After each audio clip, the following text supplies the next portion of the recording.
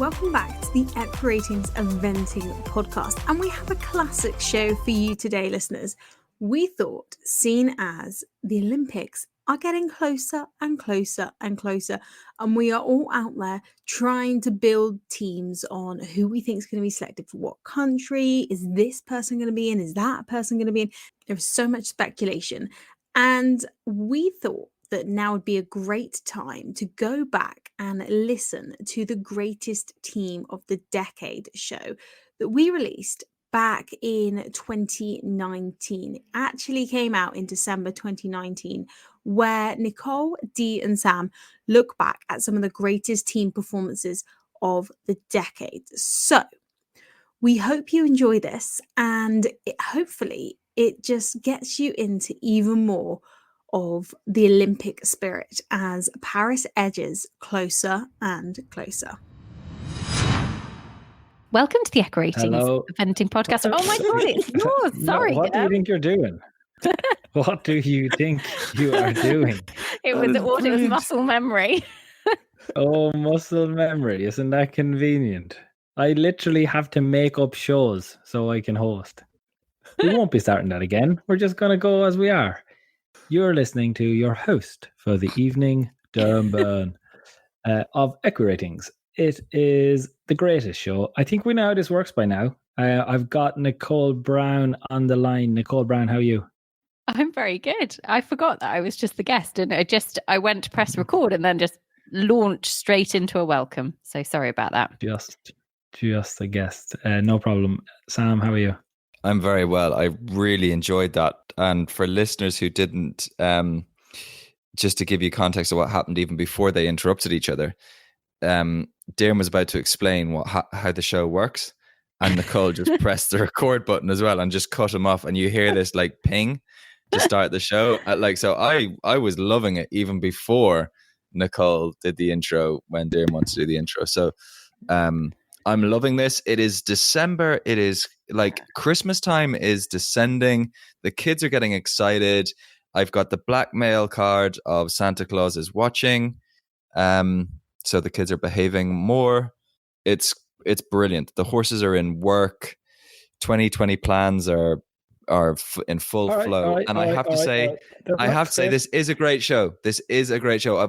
I'm also really looking forward to discussing these great teams. Brilliant. Thank you for that. Concise as ever. Afraid to come back to you. I was actually going to start with you. The show today, of course, we are talking about the greatest. It is today we're looking at teams, the greatest team of the decade. So looking back at some of those major championships and some of the big team performances that we had. I will start with you, Nicole Brown. Okay. You have been on a greatest show before, have you? Yes, we did greatest moments of 2019. Okay, you know how this works. Know how this works. So I'm going to start with you, number 3.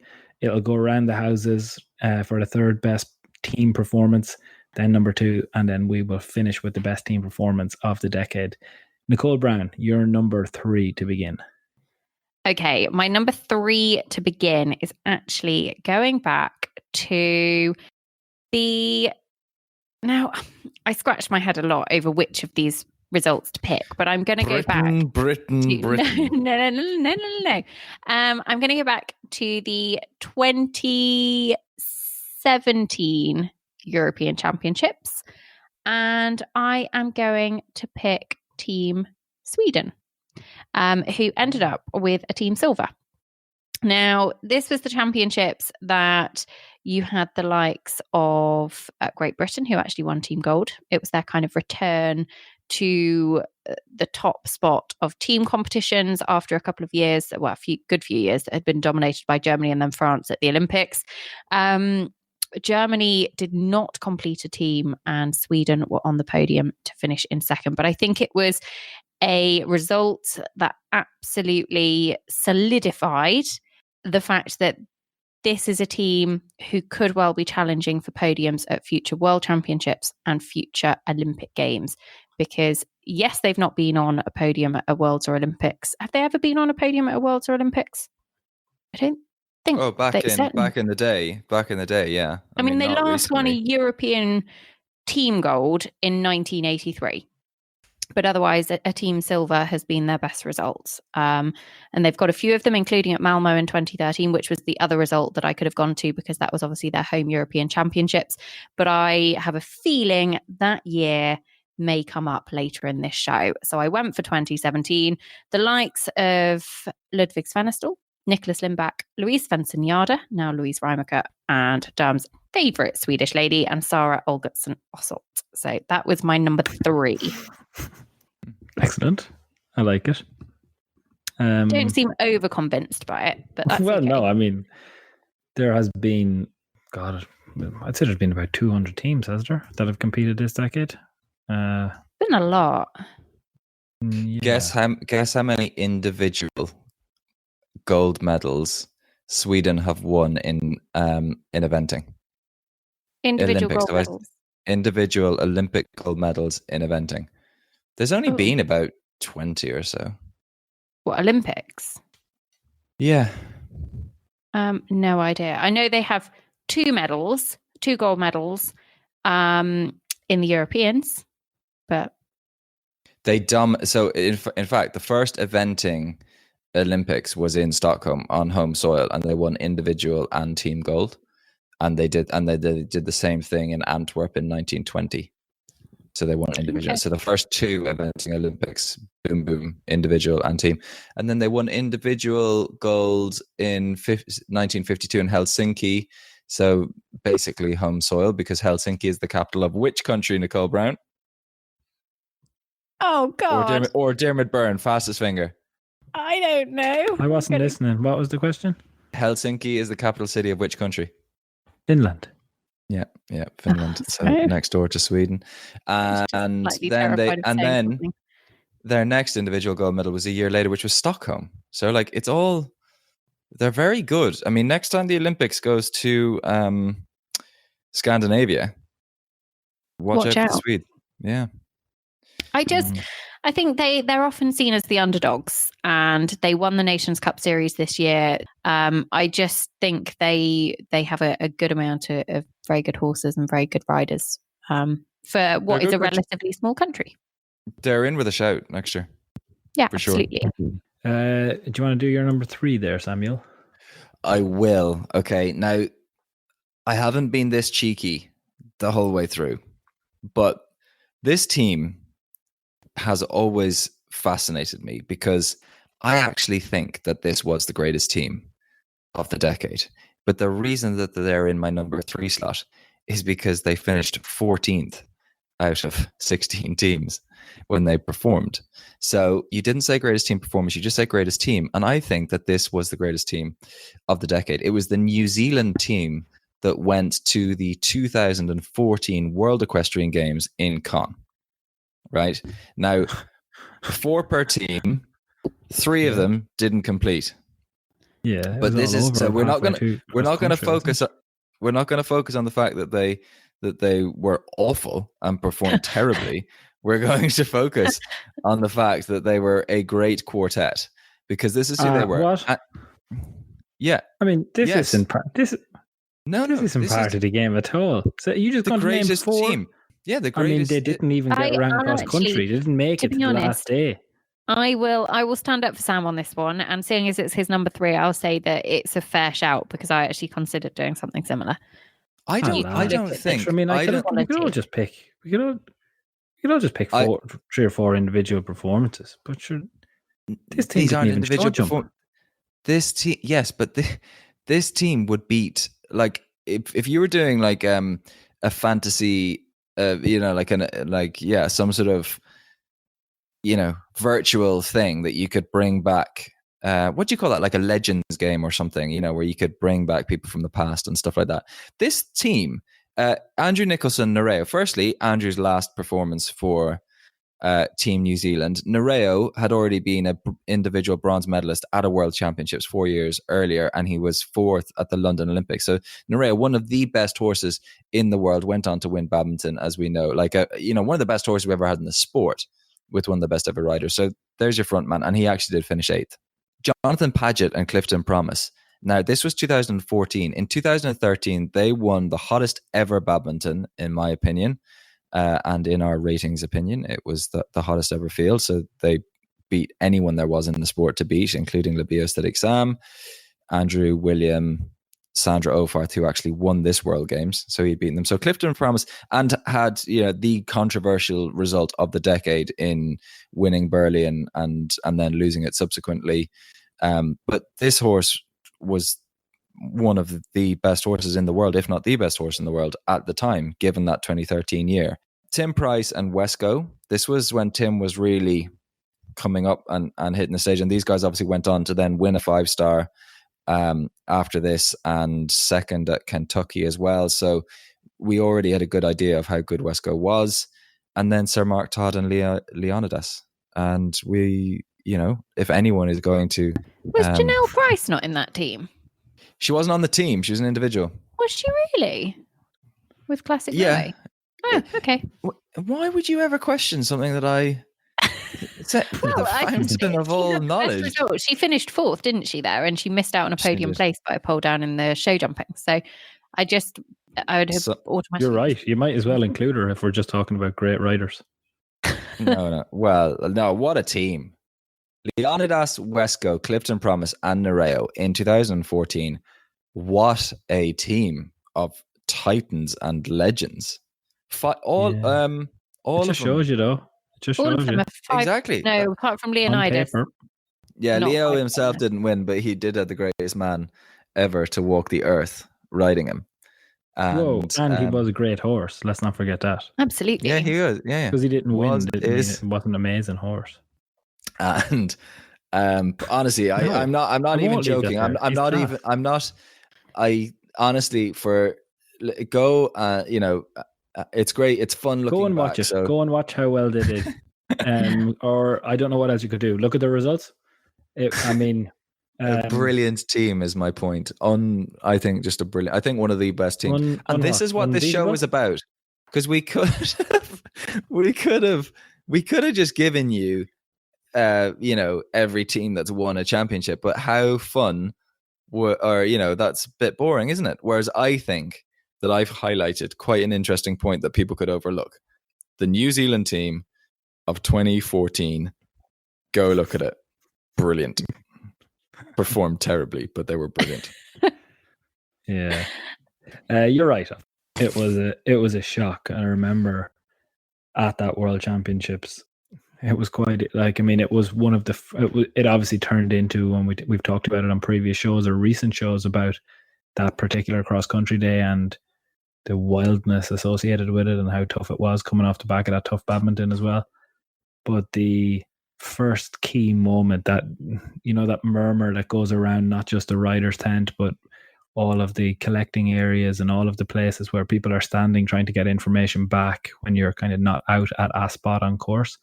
The first big one was the Kiwis were out because, as Sam says, 4 massive names competing together on a team. And then halfway through cross country day, for the Kiwis no longer to be in the competition, would have probably come in, Sam, as certainly in the top 3 favourites to win this. Oh yeah. No, they had a huge chance. Yeah. It's probably worth saying as well that a tough cross country track, those 4 riders would have probably been rubbing their hands together in glee, thinking, right, this is great, this is going to play right into our hands. And actually it did the opposite.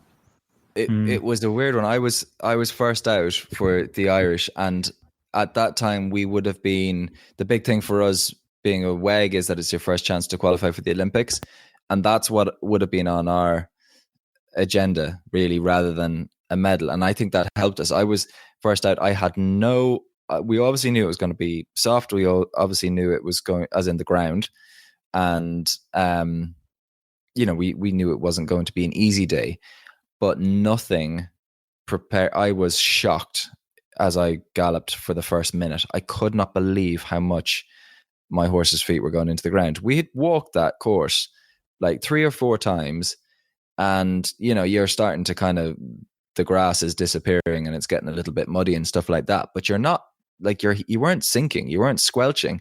But when the horses went on it, they just sunk. Whatever, I think the fear with Normandy was that it was going to be rock hard, because that's what normally happens at that time of the year in France. It would be really, really firm. And I think they'd had so much drainage and irrigation and stuff done that actually we just sunk. It did rain a lot. Oh, an awful lot. We were lucky it went ahead, and but then I think it was easier for us to just go, okay, we're in get round mode because we were looking for a qualification.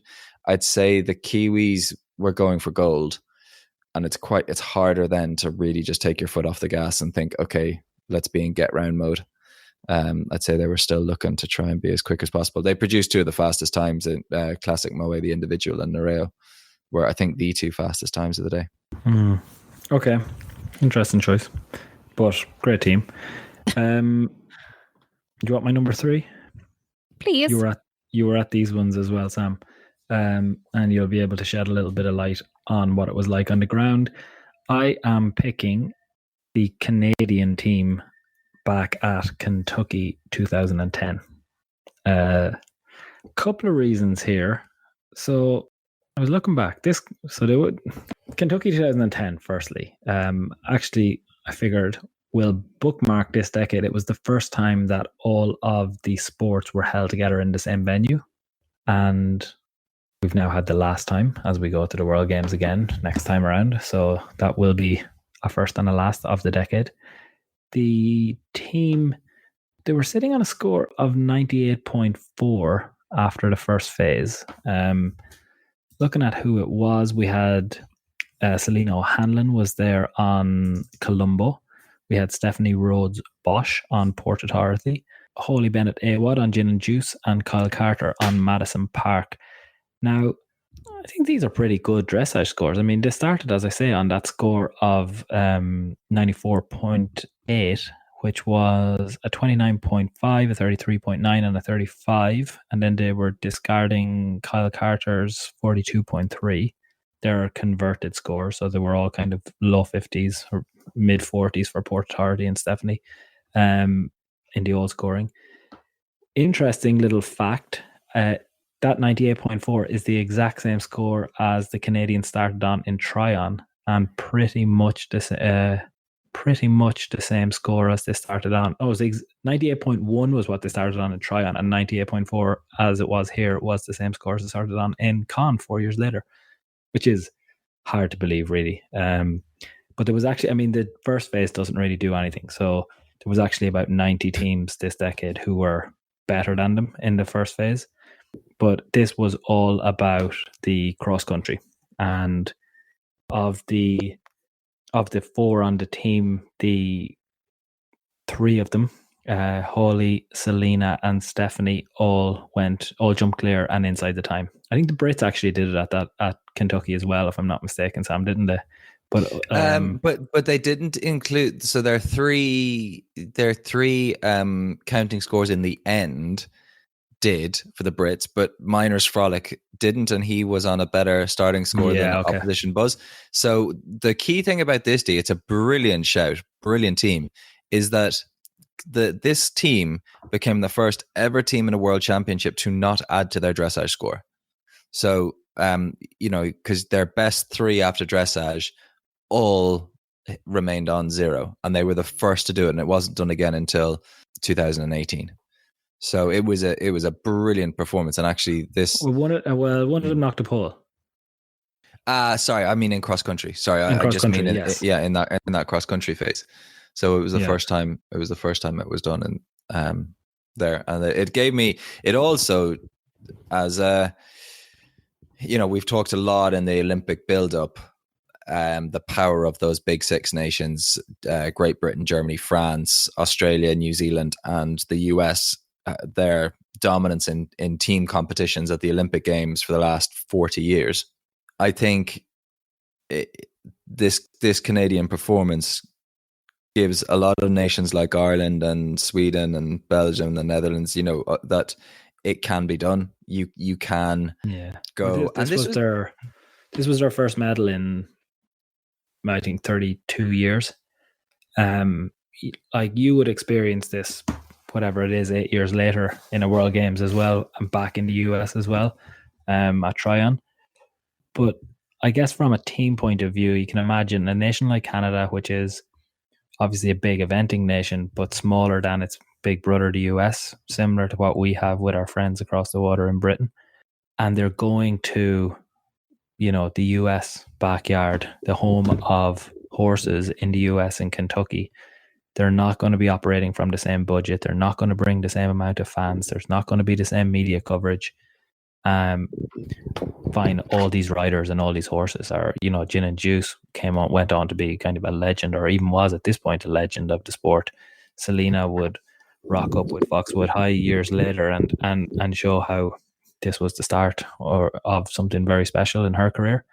But to only add one pole from what are pretty good dressage scores, 29.5, 33.9 and 35, on a day when not many teams did it in the cross country, and not that many teams show jumped all perfectly.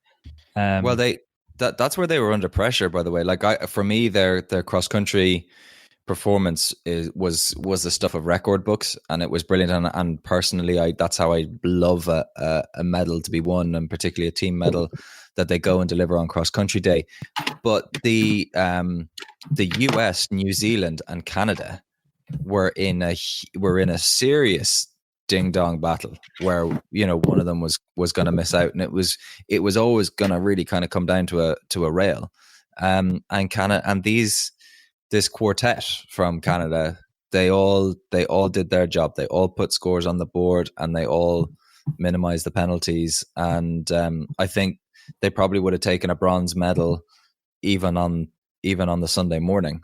But to go and bring it home in such style, it was a fantastic performance. I 100% agree with it. It's great. Silver medal for Canadians, 2010. They go in as my number 3 team performance of the decade. You're right there, Nicole. You sound like you've just been building a house or something. No. Have I been clattering? Oh, absolutely. But we don't. We just get on with it. Sorry, I've got, honestly, listeners. So I'm recording in the house, which is currently empty, and I've got these little toggles on the end of my coat because it's quite cold. And I'm really sorry they keep cracking on my laptop. So apologies. Well, while you're, no longer crashing and trying to break the place, would you like to give us your number 2? You're actually next, Sam. You're actually. Oh, next. am I? He likes to change the order.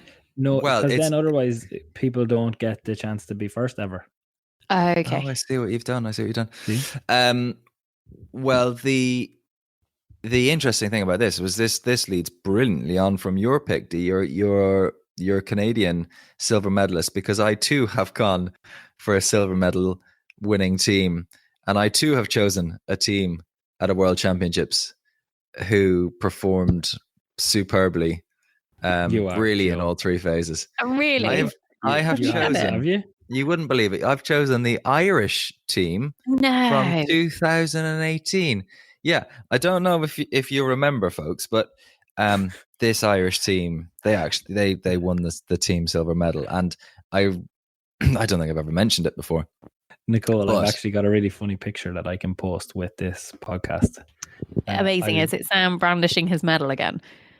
I mean, I have a lot of those pictures. No, I was down in Ballybulger about a month ago, maybe.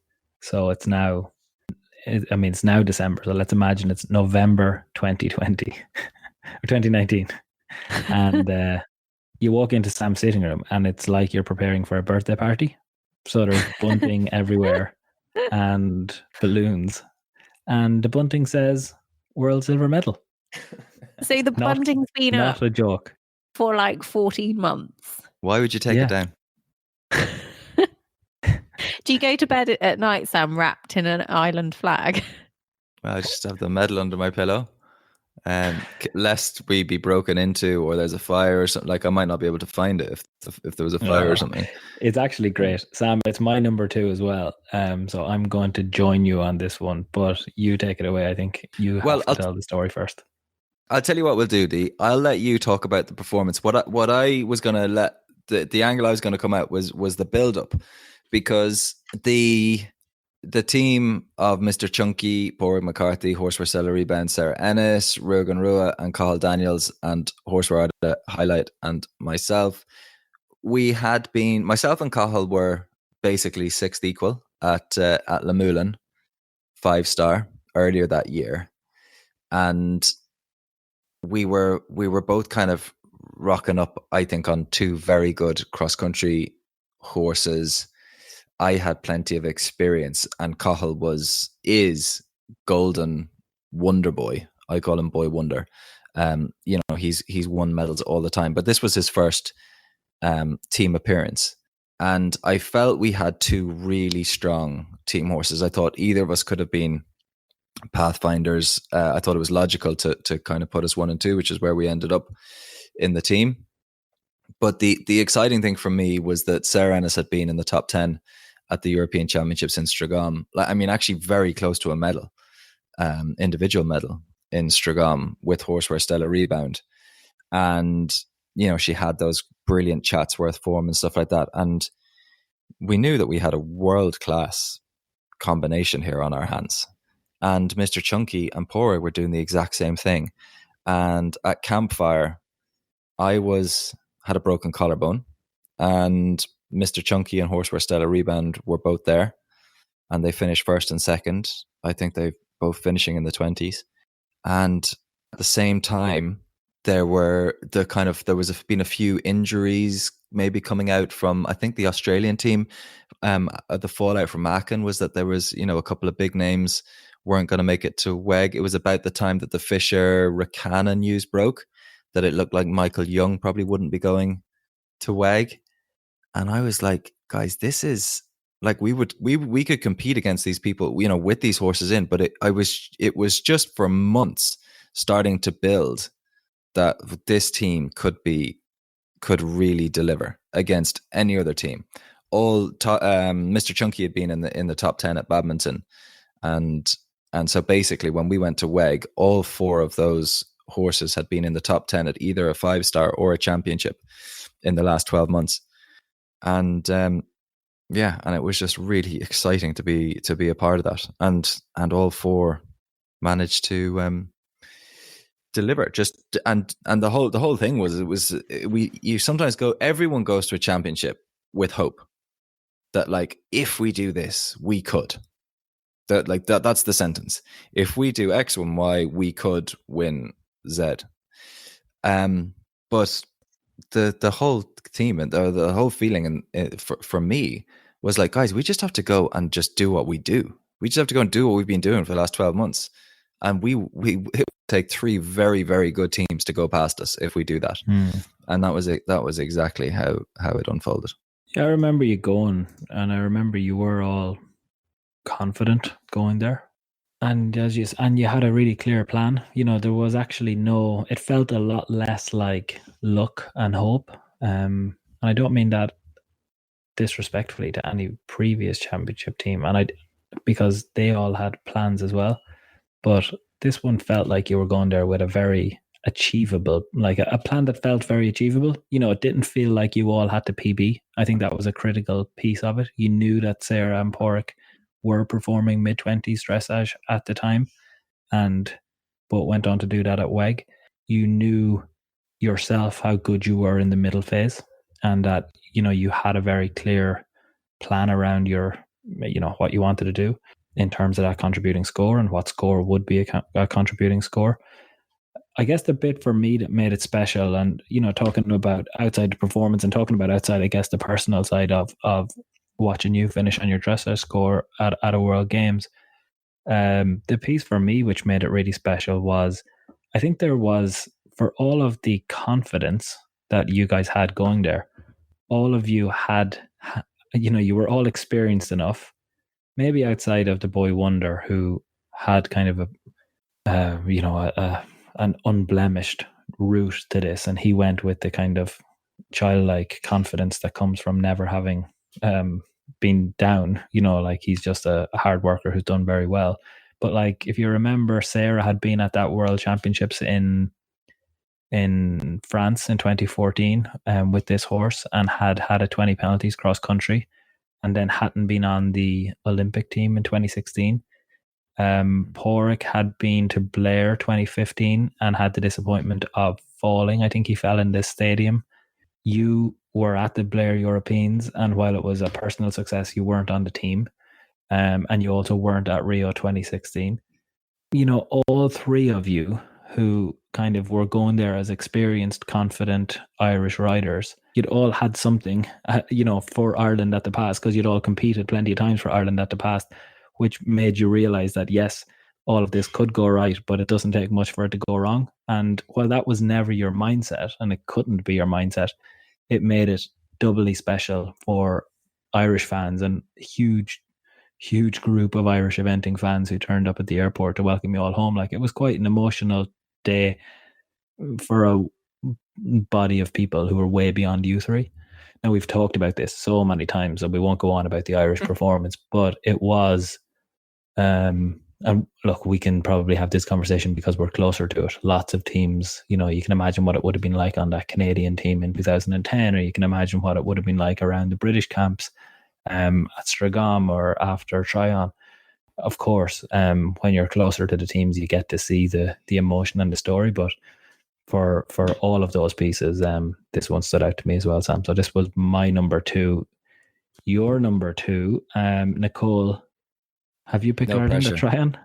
I haven't actually picked one at Tryon. Have you put first? No.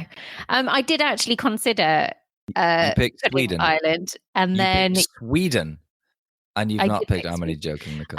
But I knew you guys would do it, so I thought I'd let you have that one. Just a point on Sam. You said that when you went to the World Games in Cannes in 2014, it's the first opportunity for an Olympic qualifying ticket. And again, Tryon was for Tokyo 2020. So to go and not only just secure a qualifying ticket when there are a lot of very, very good teams there, but to do it so impressively and actually push Team GB so close on the final day, because they went in looking like they would be out and out winners. And actually, I think Ireland were they within one pole in the show jumping of them in the end, or just over? Just over, maybe. It was very close. There was a point. There was a point in the competition when we were within 0.4. And everybody just kind of got a bit twitchy. So yeah, I completely agree with your pick of Team Ireland, but I am going to be predictable and pick a British team, but I haven't gone for Tryon. I have gone for the last World Games win before that, which is going back to Kentucky in 2010. So that was the first championship that we saw Michael Young and Labias Satiq-Sam absolutely wipe the floor with their competition. And they took the individual gold, but Team GB took the team gold.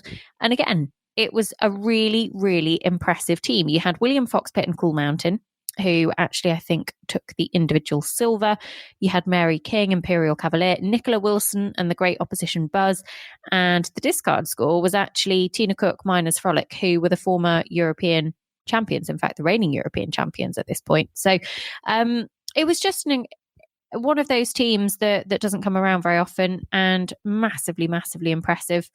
Put in an exceptionally strong performance and won by sort of 3 fences in hand over Canada and New Zealand, who took the team bronze. And I mean, the New Zealand team had the likes of Andrew Nicholson, Mark Todd, Caroline Powell and Clark Johnston as well. So they put in a very strong performance. But yeah, I obviously had to pick a British team. And for me, it was the back in 2010 Kentucky that really sort of stood out as one that I wanted to look back on, because it's not often that you have that many good horses in one team, and they were the kind of the stalwarts for so long. Yeah, 2010 in Kentucky was a class one. Sam, what was it like riding at? I was the thing that got me was, well, the facility is phenomenal, but it was as you say, it was this, every discipline was there. So like to watch raining, like I saw sports I'd never seen before. I was warming up every day with Tautius, who was like he was the biggest thing in dressage before Vallegro. He broke all the dressage records back then. Edward Gall, and I remember it was quite warm out there.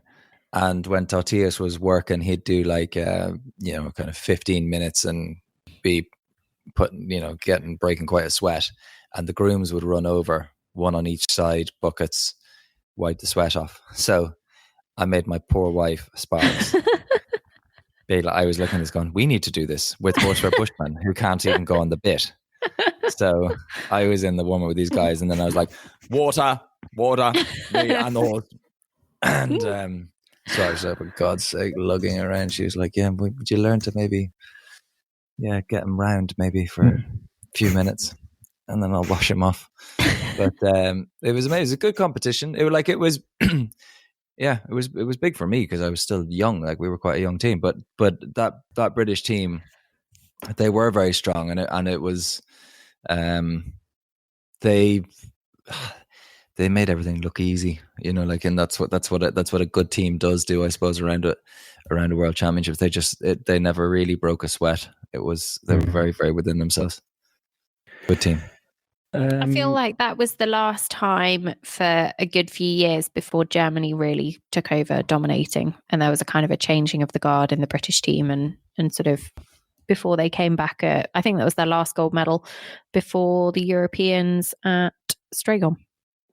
Yeah, we're on our number ones. We're coming up to our number ones, and it would feel wrong, I think. I mean, we don't know what each other have picked in advance of this, but it would feel I've wrong gone if left none field. of us had a German Have team. you? You've gone left field. I haven't. I've gone straight down the middle. I think you two are going to have picked the same team. I didn't pick it because I thought you two would have picked the same team. Be interesting. I don't know. I'm hopeful that mine is different. But I'd say we both have the same country.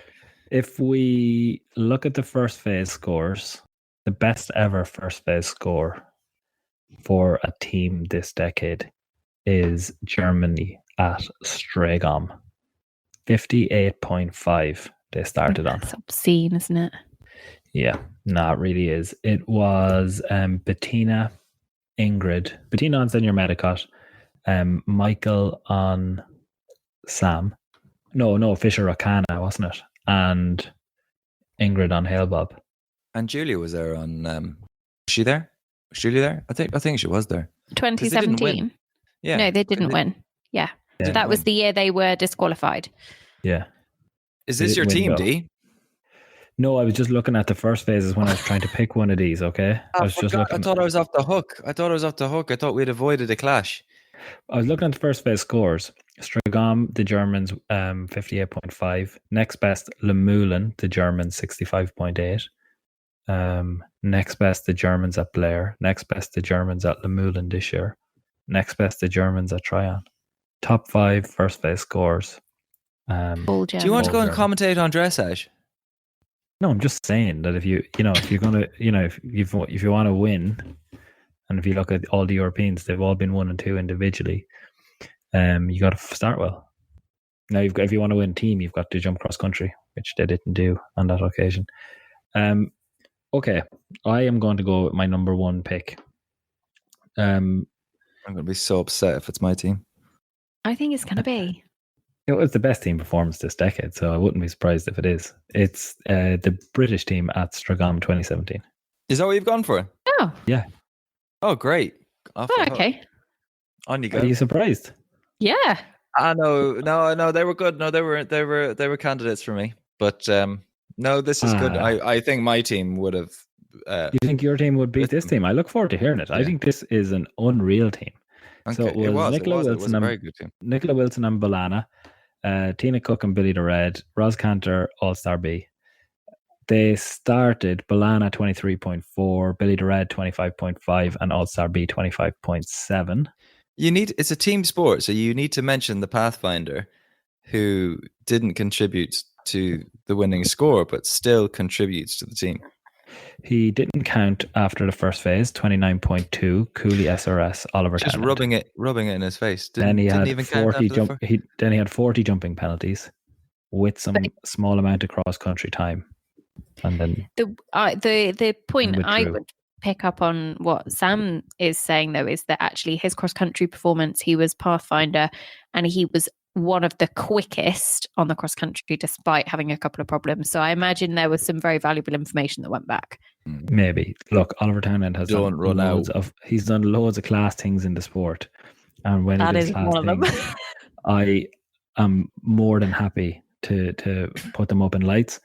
But if I'm picking my best team performance, Cooley SRS, I'm not going to go on about Oliver's performance at this because it's not really part No, of. but you've done it terribly. You see, you could have just nicely name dropped him. Yeah, dropped him into the conversation and kept going. But now, what you Now forced it's us to become a thing. by not mentioning him. Yeah, it's become a thing It's now. become a thing. Like, just it's the elephant in the room. You guys made it a thing. It didn't We need to be really a need thing. to get Oliver on the show. By the way, we do a lot of positive promo for our Yes, we do. world number one. But anyway, here come the girls. So This isn't one of those B'Elanna, points. Billy the Red, and All Star B. As I mentioned, mid-20s and below that for B'Elanna, 23.3. All of them jump clear. B'Elanna's a second over, and All Star B is 4 seconds over, and all of them show jump with ease. Now, by the time they were going into the show jumping, I felt it was all done and dusted. I mean, B'Elanna, Billy the Red, and All Star B, they can all jump. Particularly Billy the Red and All Star B. It was sort of similar to, it felt similar enough to Piggy, Tom, Gemma, and Roz at Tryon. Now, they didn't all jump clear, but it felt kind of secure going in there. They've been really, really good in that final phase. It was also, of course, coming off the back of huge German dominance, and it was the beginning of an era which I think, what do you guys think? It's questionable. If you were to say like nation of the decade, I still feel it has to be the Germans. Yeah, I agree. Of course. They've dominated so much. The Brits rallied there towards the end, and they started the decade well with the WEG. I mean, it's not, they won 2 world championships in this time. So it's not like out of the question that it's not them, but Germany went for 5 consecutive years. They won 10 gold medals, which is the full amount. Every gold medal. Yeah, and they won every gold medal and that's just in the 5 years in the middle bit. Mickey won the individual golds before that run, so in 2010. Then 2016, sure, he won individual gold again. So that's we're up to 7 golds in a row now. Yeah. 2017, Ingrid. So now we're at 8 golds in a row. And actually, they took a year off. Championship, they were first and second. They've won 9 out of the 10 individual golds this decade. Blinking. Yeah, we'll let them have it. What I would say though is this was the beginning of Chris Bartle and Dickie Waygood, Chris moving from that dominant German team, and up until then, what I suppose 2019 had a perfect record with the Brits, with bringing home this and then setting them up for a gold medal win at the World Championships the year later. So yeah, I thought this was a class team, class performance. They went there not as favourites, but they did go there under pressure. Always British teams will be under pressure. The scrutiny that's on those British riders is, I think, like no other. Maybe the US rival it. But yeah, special team and the beginning of something special. So Stragom for the Brits, my number one. It was a big one because they hadn't won a gold medal since 2010, like individually or team. And Rio had been a tough build up for them, like Brits were up against it to win a medal before, when they were getting on the plane to go to Rio. And it had just been a tough decade. That amount of, for all that the German team were shining, that's got to hurt the other superpower kind of, or the nation that had been the superpower up until the Germans arrived, which was Great Britain. And we always said, like, it was when Chris Bartle and Dickie took over the team, I think there was a lot of hope for the Brits, but they had to turn hope they had to put it on paper. And my God, did they delivered it. There was a super performance. Yeah, no, it's a great team. I think the pressure thing is quite interesting, the kind of pressure of a nation, because the Brits absolutely have that. I mean, they have that with their football teams as well, where at least with their eventing team and their equestrian teams generally, you can go there with the hope at least that they will be, or they are a superpower. In football, like, they're not even really that good, and they go there presuming they're going to win the World Cup.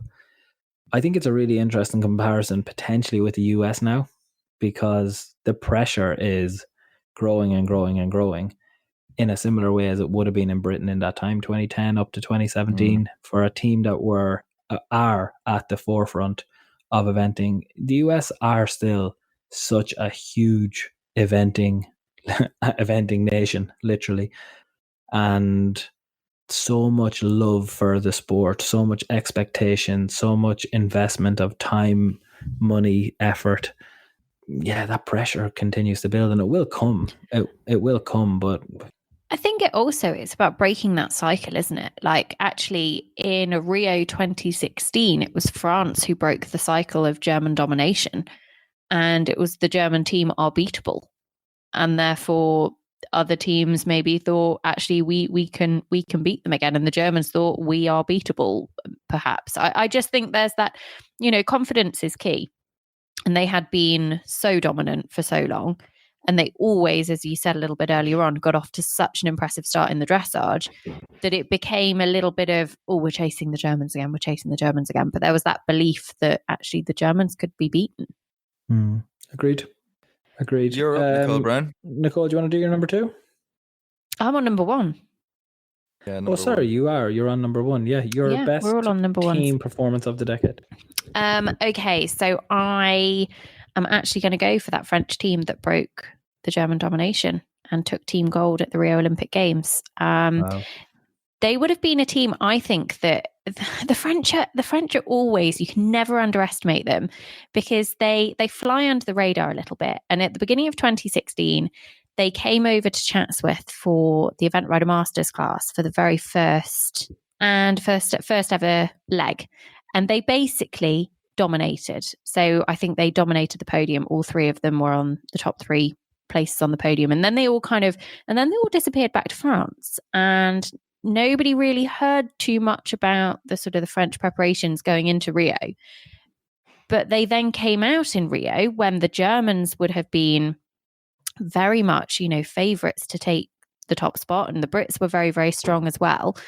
And they just absolutely delivered. I mean, if you look at the team, the German team in Rio, you had Julia Krajewski-Samurai Duto. It was her championship debut, but she had been, is that the year that she'd been 3rd at Le Moulin in the 5-star? You had Sandra Offorth and Opgun Luvo, who had been the world champions. They were the reigning world champions at the time. Ingrid Klimke and Hale Bob, and Michael Young, Labia Satik Sam, of course, the defending Olympic champions. So they are going to be the hot favourites. You had very, very strong teams from elsewhere, but France came in and they were a fairly young squad. They were tipped by a young duo from Ireland who had just started the David Company at 14-1, and we did a YouTube video. It's actually quite funny. It's still available. Is it still available if anybody wants to go and see? 14-1. We put them up. 14-1 is pretty impressive. Yeah. But I just think that they all flew under the radar a little bit. And at that point, the ones that had real 5-star form would have been Astier, Nicolas and Piaf de Bonneville. But and I think they were the winners of Po the previous autumn. But otherwise, yes, one or so of the others had got 5-star form, but they were all 4-star horses. And they were all between the age of 10 and 12 going into the Olympics, the horses. So they weren't sort of hugely experienced, as you would have seen Labia Satik Sam, who would have been 16 when he won his 2nd Olympic medal. So they just delivered. And Astier Nicolas ended up taking the individual silver medal. And the other horse that I am going to talk about a lot, I imagine, over the next 12 months would be that of Thibaut Villat and the horse King de Brio, who, as a championship horse, made his championship debut at the Europeans at Blair Castle in 2015, finished 3rd. And since then, his worst championship performance has been, I think it was 13th in Rio. Did you make me put him up for something recently? Probably the Europeans. It would have been the Europeans, I think. No, was it a 5-star? No, I don't think so. Because his championship record is better than his normal record, isn't it? Absolutely, yeah. His championship record is just incredible. But then going into... Or was it the Po preview? I think it might be. No, it was Le Moulin. It was Le Moulin. That's where it was, at the European Championships. I think there were a good deal of bets going on the podcast group, and actually I think it was either Spike or Kieran who took you on Thibaut Villette. You went against him, they went for him, and I think you might have lost money. No, they asked me for he odds. ended up having a rail. They asked me for odds, and I offered them podium odds, and they said that was way too low. That was what happened. Oh, okay. So you actually saved the money in the long run. I mean, his pole down was expensive in Le Moulin because it cost him a podium finish. But I just think that French team overcame a German super team who were so strong. And when you're looking at Hale Bob, Opgun Luvo, and Le Biestatique Sam all on the same team, that is a super team, and that is why they've been so dominant over the last decade. And actually, the Germans were only just over a fence behind them, and two of their counting scores, Sandra Orforth and Ingrid Klimke, were carrying 20 penalties, so they pushed the French all of the way. But yeah, I just think that the French broke the German domination, and they took everyone by surprise a little bit in Rio. So they're my number one team performance of the decade. Good shout. Very good shout. What struck me about that, I think the way they delivered it was intriguing. They were right there, like we were following them like a hawk because we had our money was riding on it. They started strong in the dressage. Like the angle we had taken was that form that we had seen, that Chatsworth form, and they were right there, very competitive after the first phase, and then Astier was just exceptional. If you can get footage back of the 2016 Rio Olympic Games, Astier Nicholas and Piaf de Neuville, for me is one of the best cross country rounds I have ever seen from a young man on a big stage, and would have had, he was a 5-star winner already, so he would have had aspirations of winning an individual medal, and just absolutely delivered, but not a bead of sweat on that man's brow. He was exceptional, and I thought, right, this is it. Like they're just going to, and everyone started to have problems throughout the day, and it was inevitable. It was inevitable after that first round of riders that this was going to be a serious course. The chat coming out of Rio was that this was a serious course. And I thought the French are just going to put their foot down. And what I thought was intriguing was they didn't. They took long routes. They took on time penalties. They suddenly went like strategically and tactically where I didn't expect them to go. And they dropped. They were dropping down. They dropped off the pace. I think they nearly dropped out of the medal places for a short period of time. And certainly going into the show jumping, they had some climbing to do.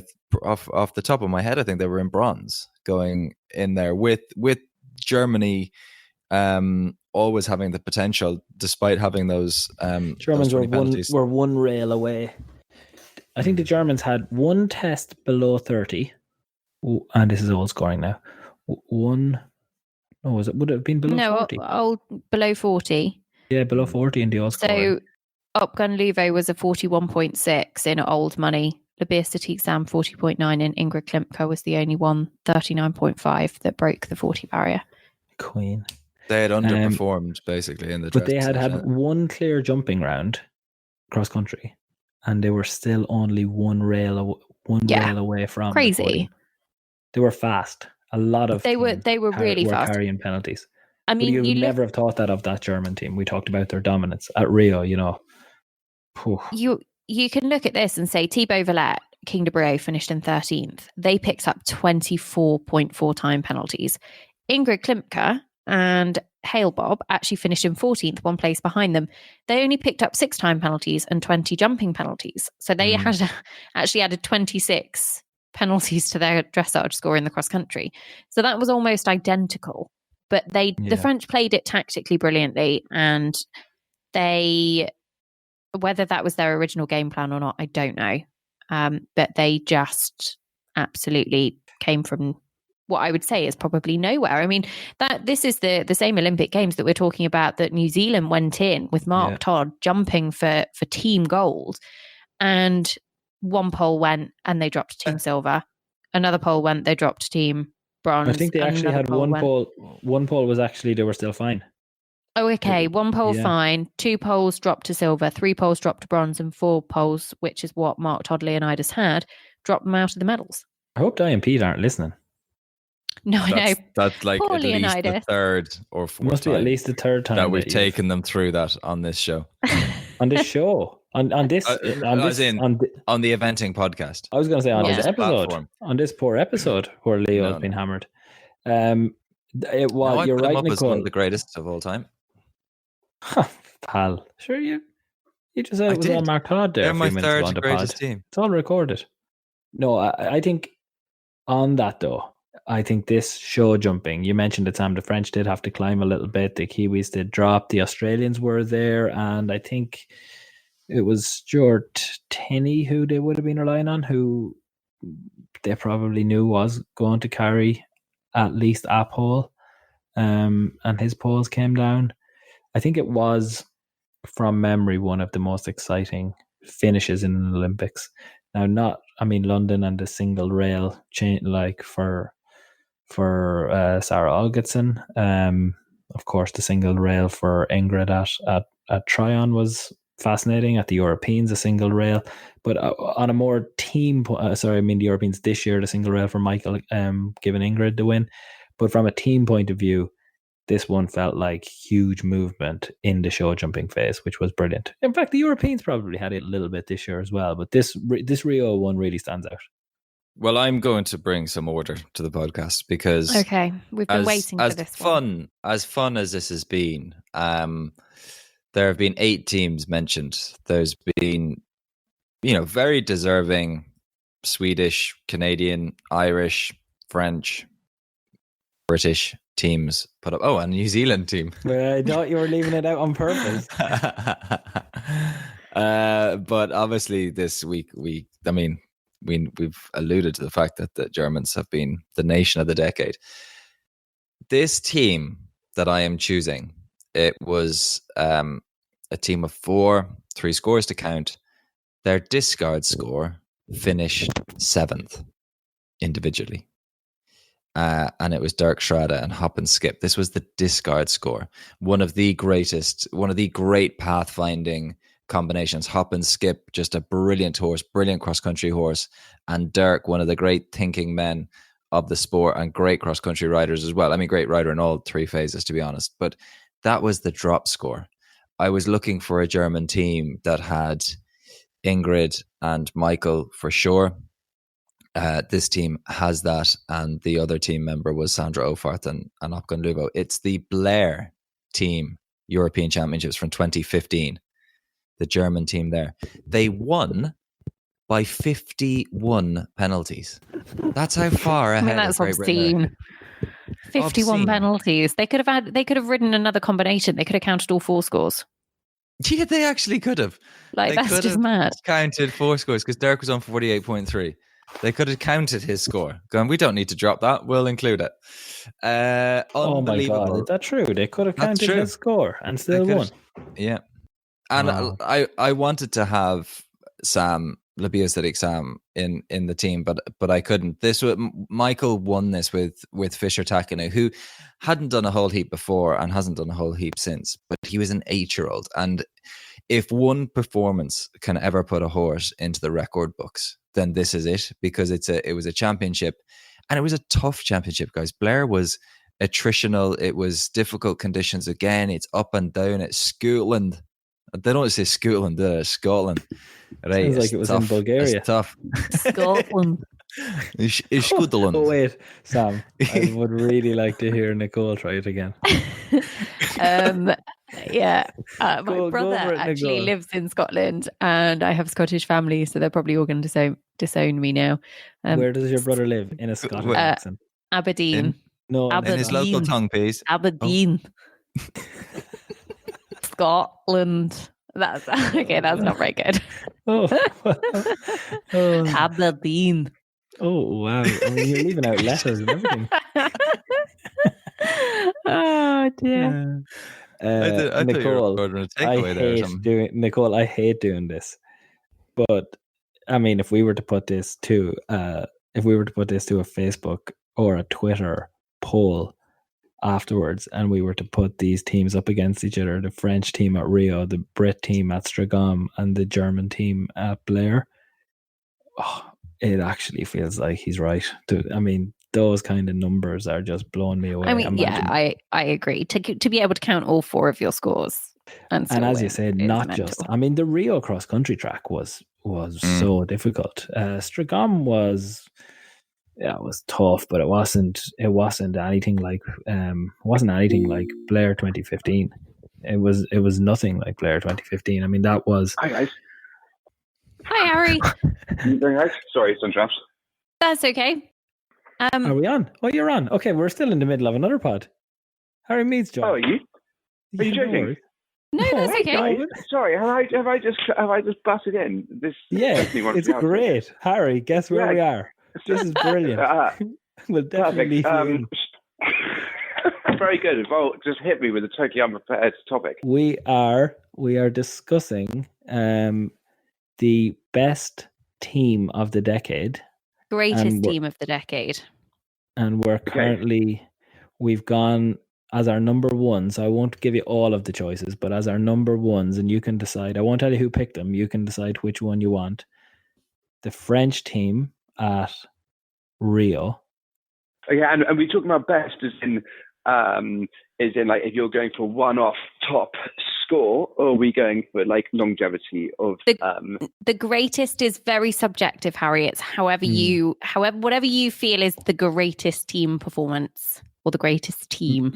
It's been interpreted in a number of different ways. So some people Sam picked a team that finished 14th. Yeah.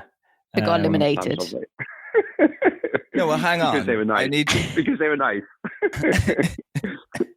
It was a great team. When you listen to the podcast back, Harry, you will. But they performed terribly. It was just a great team. But I went for a much more sensible French team. So you've got the French team, Harry. You pick one of these off the top of your head. French team at Rio, the Brit team, which did very, very well at Stragom and began, a new period of dominance, and the German team at Blair. Yeah, see, I go for the German team at Blair, I think. That's probably the right answer. But you're right. We think you're right. Yeah, we all. Thank you, Harry. That was my selection. I got to justify it because the German. So if you're, I mean, obviously I'd be waving the British flag to support them, but if you're being critical, that the success of the British team at Stragom was potentially, the Germans slightly fell apart, and that they were counting cross-country penalties, which they hadn't been previously. So the British team was very good, but would they have beaten the non-form German team? We wouldn't know. Whereas the German team, and I think what was particularly influential in Blair was all 4 Germans, and in fact, I have a feeling all 6 Germans came out and jumped clear rounds in show jumping, having done good dressages and gone very well cross country. Yeah. The stat is, Harry, they could have counted Dirk's score, who was their discard score, and still won gold, which I don't think. And admitted their best score being Michael Young. No. Just count all 4 scores. Just count all 4. They won by 51 penalties, and Dirk was no way. 48. Added the no way. Yep. Incredible. Yeah. Like it's Yeah. So there we go. This was a good finish to the greatest team of 2019. Harry Mead joined us. What a bonus. Well, I'm really sorry for butting. I feel like I've just walked in someone's house and then sat down and joined in their dinner party conversation. We were all sitting around having dinner, and you're like, "Oh, are you having dinner? What's for pudding?" Okay, we've done it. That is the greatest show. We had a bonus appearance from Harry Mead at the end, who agreed and found that the German performance at Blair 2015 in that very tough European Championships was probably the winner. A good show all around, team. Well done, everybody. And thank you, Harry, for joining at the end. And we will be back soon with another episode of The Greatest. Sam Lissington, are you ready to take on Fairfax and Favour's quick fire questions? Really? Okay, let's go. What is your party trick? Probably enthusiastic dancing, but that doesn't mean I'm any good at dancing. Enthusiasm is all you need. That's fine. Which bee is your favourite? Bags, boots, or belts? Boots, then belts, then bags. What was your favourite subject in school? I think English. Sam Lissington, thank you for playing Fairfax and Favours Quickfire Questions. Thanks for having me. Hi, it's Sparkles Watson here, and one of my go-to products from Foreign Equine is the Nutricalm gel. We have a little racehorse who would get worried about travelling and sort of going out and about in different places, so I would always give him one of the syringes because it sort of just helps him focus and stay calm.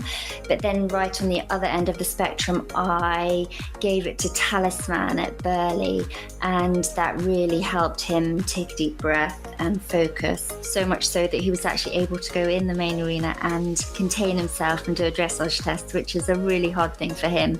So this product is fantastic. Like I say, I would use it right from the babies right through to the big ponies, and it's just brilliant at taking the edge off them and making them focus and relaxed.